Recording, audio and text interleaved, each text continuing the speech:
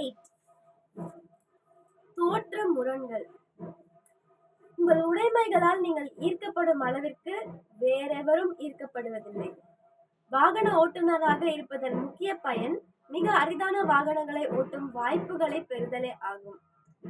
ராஜ கம்பீரமாக விருந்தாளிகள் ஓட்டிக் கொண்டு வரும் ஃபெராரி, லம்போர்கினி, ரோல்ஸ் ராயல்ஸ் போன்ற மிக உயர் ரக வாகனங்களை ஓட்டுதல் என்பது அரிய வாய்ப்பே. இத்தகைய வாகனங்களை போன்ற ஒன்றை வாங்க வேண்டும் என்பது என்னுடைய கனவாகவே இருந்தது. ஏனென்றால் என்னுடைய எண்ணப்படி நான் சாதித்து விட்டதற்கான குறியீடாக அது மற்றவர்களுக்கு தென்படும் என்பதால் மட்டுமே. நீங்கள் திறமைசாலி, நீங்கள் செல்வந்தர், நீங்கள் உயர்ந்த ரசனையுடைய உள்ளவர்கள், நீங்கள் முக்கியமானவர். ஆனால் இதில் முரண் என்னவென்றால், நான் அப்படிப்பட்ட வாகனங்களை காணும் போதெல்லாம் அதை ஓட்டி வருபவர் அந்த வாகனத்தின் சொந்தக்காரர் இல்லை, மாறாக வாடகை ஓட்டுநரே. நீங்கள் மிக அரிதான அழகான வாகனம் ஒன்றை ஒருவர் ஓட்டிச் செல்வதை பார்க்க நேரிட்டால், ஓ, அந்த வாகனத்தை ஓட்டிச் செல்பவன் அதிர்ஷ்டக்காரன் என்று நினைப்பதில்லை. மாறாக, ஓ, நான் அந்த வாகனத்தை ஓட்டும் நிலையில் இருந்தால் நான் அதிர்ஷ்டக்காரன் என்பதே. உள்ளுணர்வோ என்னவோ இப்படித்தான் பெரும்பாலானோர் நினைக்கின்றனர். இத்தகைய போக்கில் ஒரு முரண் உள்ளது. உங்கள் செல்வத்தின் மூலம் கிடைக்கும் விளம்பரத்தால் மற்றவர்களால் நீங்கள் விரும்பப்படுவீர்கள் என்றோ அல்லது மதிக்கப்படுவீர்கள் என்றோ நினைக்கிறீர்கள். ஆனால் உண்மையில் உங்கள் மதித்தபடியே கடந்து செல்லும் ஒவ்வொருவரும் உங்கள் செல்வத்தை மதிப்பதில்லை. மாறாக அவர்கள் உங்கள் செல்வத்தின் அளவை தாங்கள் மதிக்கப்படுதல் வேண்டும், விரும்பப்படுதல் வேண்டும் என்ற பேராசையின் இலக்காகவே அவர்கள் கொள்கின்றனர். என் பிள்ளை பிறந்த பின்னர் நான் எழுதிய ஒரு கடிதத்தில் ஒரு விலை மதிப்பு மிக்க வாகனம், ஒரு ஆடம்பரமான கை கடிகாரம், ஒரு விசாலமான வீடு போன்றவை உனக்கு தேவை என்று நீ நினைக்கலாம். ஆனால் உனக்கு நான் சொல்கிறேன், அப்படியெல்லாம் எண்ணாதே. மற்றவர்களிடமிருந்து மரியாதையும் மதிப்பும் உனக்கு தேவையானவை. உன்னிடம் விலை மதிப்பு மிக்க பொருட்கள் இருந்தால் இவை கிடைத்துவிடும் என்று நீ எண்ணுகிறாய்.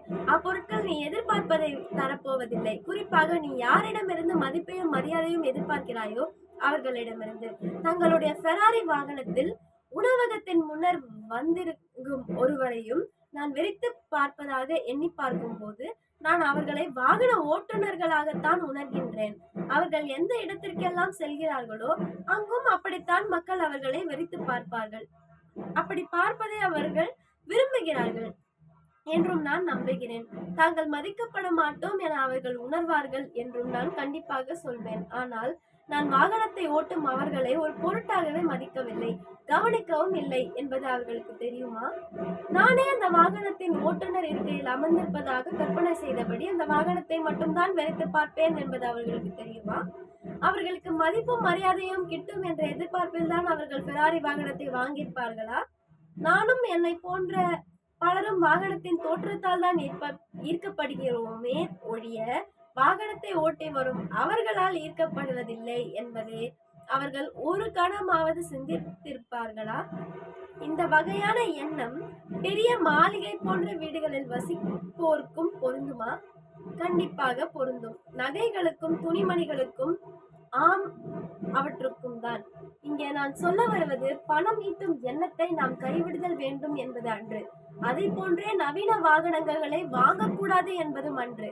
இரண்டையும் நான் விரும்புகிறேன். பொதுவாக மக்கள் பிறரால் மதிக்கப்படுவதையோ அல்லது மரியாதை தரப்படுவதையோ விரும்புகிறார்கள் என்பதை நான் ஒருவாறு ஒப்புக்கொள்கிறேன்.